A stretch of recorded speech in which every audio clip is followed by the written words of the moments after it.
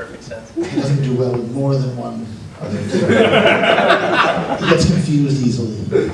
Well, I guess that then segues into the next, into sort of an obvious question, which is, you know, given Spider-Man's huge popularity, what is the essence of the character? What do you guys think is what makes him tick and what makes him something that people can relate to? You can start that now. I just answered one. I'm not allowed to talk here. This is a tough one for me because I've been in this conversation 100 times since I got the book, and I sort of everyone feels so passionate about this subject that I sort of agree with what everybody says.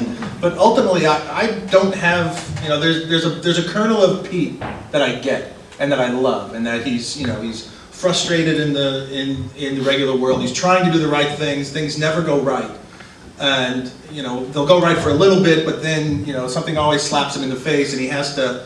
It's the price of being Spider-Man. That just when things are going well for him, being Spider-Man has a cost, and you know that lesson he learned, that baptism of fire of Uncle Ben dying, always comes back to him. But in terms of the, you know, when you get farther away from that about the essence of the character, I love Pete so much that if they told me to put Spider-Man on the moon, I would love it. I wouldn't choose to put him on the moon, but you know, the character just works everywhere. I think I put him on the moon.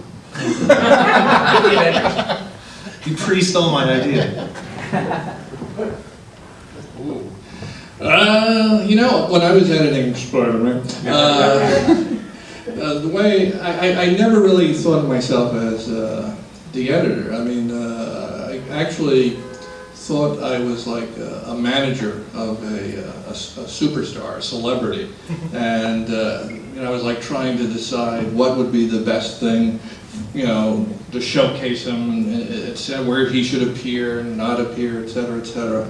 And you know, I just felt that he was just, you know, this incredibly popular character, and had been for so long. But when I started editing, for about at least 10 years or more, the #1 title at Marvel was the X-Men. And being a competitive person, you know, I felt, well, you know, and you know, people would say, oh, all Marvel has is the X-Men and everything else.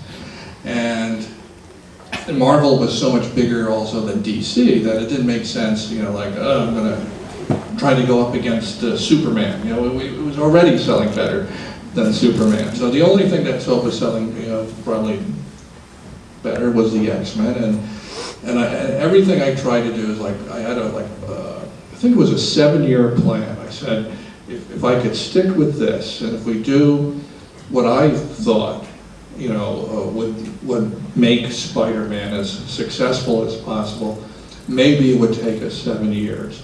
And with help from people like Todd McFarlane and David Michelinie, Jerry Conway, Alex Saviuk, Salvius, and so many more, we did it in 3 years, and it was very exciting. And I think each of us probably have a different take on what makes the character work and what doesn't make the character work.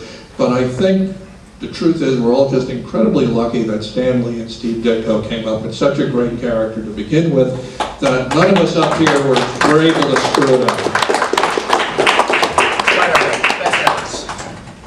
I was sitting chatting years ago with Tom DeFalco, who, for my money, is one of the best Spider-Man writers and editors of all time. And I said, Tom, you know, sometimes Peter Parker, he says he's Spider-Man because he feels he let Uncle Ben get killed, and sometimes he says he does it because it's fun, and sometimes he does it because Aunt May needs the money, and sometimes he says he does it just to have a good prank on Jonah Jameson. Why does he do it? What do you think? And Tom said he doesn't have a clue. You know, Peter himself doesn't have a clue, and I think that's what makes him the regular guy superhero. That we all have different reasons for doing what we do at different times of day and different phases of our lives, and it's only fictional characters who have one reason to do what they do, and that Peter does that really human thing of shifting in his motivation and attitude, and yet still remains consistent. I think is the thing, if you try to pick one about that makes that character appealing. And also, he shoots webs and hits guys and has a really blue and red costume, which history has taught us is a pretty good formula for a comic book hero. And he hit the jackpot. Yeah, it's interesting, with Spider-Man, as someone who was asked to edit Spider-Man after I hadn't read him in at least 16 years or 17 years, I'd be honest and say there's certain characters as an editor that you get or you understand, you vibe to. I know that I totally get Tony Stark, you know. I totally get him. I get Bruce Banner to a degree, you know. I get Cyclops of the X-Men as someone who's recently started editing X-Men. I don't know shit about them, but I still don't get Logan. I don't. I mean, I kind of sort of do. It's interesting, I've written a number of introductions and things where I sound like a smarty pants saying why Spider-Man's popular, you know. He's an everyman, he crashes on his couch, Batman's got a mansion, you know, with Peter crashes on Aunt May's couch. You get the gist. But in honesty, I don't know if I really accessed him emotionally the way that he did intellectually. I mean, I get what Spider-Man's about theoretically, but on an emotional level, I feel like I understand some of the darker characters more, some of them more flawed. I think the beauty of Peter is that he's flawed but in a pure way. I mean, you know, they won't let me edit Spider-Man, Iron Man, because I made a quip one time that Tony Stark has snorted cocaine up a prostitute's thigh. You know, what other superhero's ever done that? You know, Spider-Man has. Batman has. And trust me, Tony has. But I think that the thing about Peter is he is so pure. He's always atoning. There I go, writing an intro again, you know? But it's like, maybe that's why I shouldn't be editing Spider-Man anymore. Axel has the best inventory storage drawer in the business. One of the least popular things that I ever said, in terms of the internet, and believe me, that's quite a list, is that Spider-Man is about youth. It's about being young, it's about growing up, it's about that journey and about that voyage and about that sense of discovery. It's about being able to fall down and pick yourself up and move on to the next thing. And yeah, he's the everyman hero and that's part of it, and yeah, he's witty and irreverent and Bugs Bunny in a superhero costume, and that's part of it. And yeah, he's Charlie Brown, the guy who can't kick the football because it keeps getting pulled away from him. But I think really, when you study it historically, Spider-Man was the first character in comics who was the audience. That before Spider-Man, while there were other teenage superheroes, they were not really reflective of the people reading the comics. Robin was not you. Robin was some cartoonified, idealized, ridiculous, adult, 40-year-old adult version of you.